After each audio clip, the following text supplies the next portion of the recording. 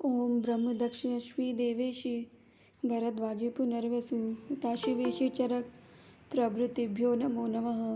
पातंजल महाभाष्य चरके प्रति संस्कृति मनोवाक्काय दोषाणाम हरते अहिपतये नमः। सभी ऋषि मुनियों और गुरुजनों का वंदन करते हुए अपनी आज की सतत संहिता अध्ययन की क्लास जो है हम शुरू करेंगे।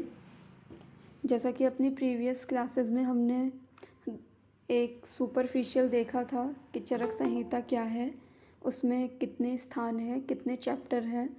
उन्हीं सबको देखते हुए हमने क्या करा था, सूत्र स्थान को पढ़ना स्टार्ट करा था। और सूत्र स्थान में हमने ये देखा था कि इसमें टोटल 30 अध्याय हैं और इन 30 अध्यायों को 7 चतुष्क और 2 स्वंग्रह द्वय में डिवाइड किया गया है। ठीक है, फिर उन 7 चतुष्क में से हमने भेषज चतुष्क और स्वस्थ चतुष्क इसका वर्णन, इसके बारे में हमने पढ़ लिया था। आज हम जो देखेंगे भेषज चतुष्क और स्वस्थ चतुष्क के बाद जो निर्देश चतुष्क है उसके बारे में देखेंगे। ठीक है, तो निर्देश चतुष्क में देखिए, सबसे पहले तो हमें ये जानना है कि निर्देश चतुष्क में कितने अध्यायों का वर्णन किया गया है।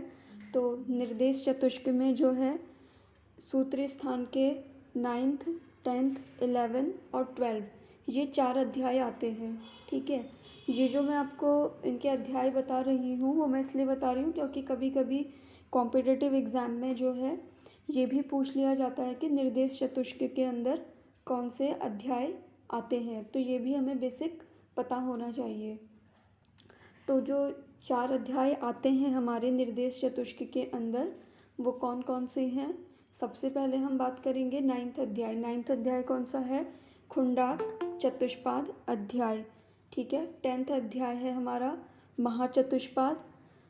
11th वाला अध्याय है हमारा त्रिएषणी अध्याय और 12th अध्याय का नाम है हमारा वात कला अकली अध्याय। ठीक है, तो जैसे कि आप लोगों को याद होगा हमने सबसे पहले जो पढ़ा था सूत्र स्थान के भेषज चतुष्क के बारे में पढ़ा था। ठीक है, और आपको पता है कि भेषज चतुष्क में हमने क्या करा था, दीर्घम जीविती अध्याय, अपामार्ग तंडुली अध्याय, आरगवदी अध्याय और षड विरेचन शत आश्रिति अध्याय।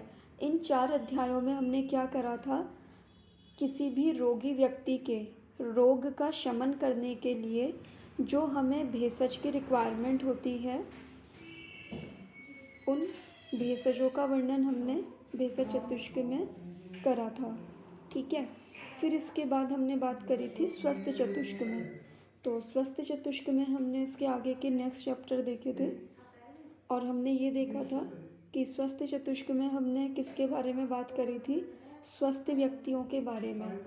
ठीक है, तो अब जो हम ये निर्देश चतुष्क पढ़ रहे हैं, ये जो चतुष्क है ये क्या है, रोगी और स्वस्थ व्यक्ति दोनों के लिए ही क्या है, बेनिफिशियल है। ठीक है, तो निर्देश चतुष्क के बारे में अगर कभी आपसे पूछा जाता है तो आप ये बोलेंगे सूत्र स्थान का तीसरा ऐसा चतुष्क जिसमें कि क्या करा है, रोगी और स्वस्थ व्यक्ति दोनों के लिए ही क्या हितकर है, क्या अहितकर है, इसका वर्णन जिस चतुष्क में किया गया है उसे ही हम क्या कहेंगे, निर्देश चतुष्क।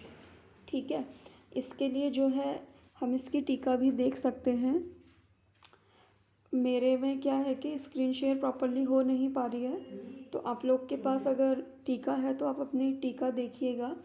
जो हमारा खुंडाक चतुष्पाद है वो वाले चैप्टर की टीका देखिएगा, उसमें उन्होंने क्या बताया है, स्वस्थ चतुष्क अनंतरम स्वस्थ आतुरयो उभयो अपि हितत्वेन निर्देश चतुष्को अभिधीयते।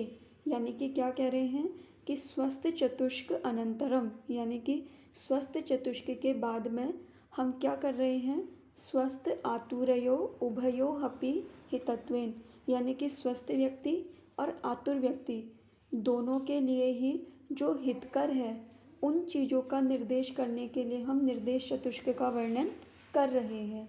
ठीक है, तो ये जो निर्देश चतुष्क के 4 चैप्टर हैं ये रोगी व्यक्ति और आतुर दोनों के लिए ही हैं। ठीक है, अभी थोड़ी देर के लिए होल्ड लेंगे, एक पेशेंट है, दोबारा ज्वाइन होती हूँ मैं।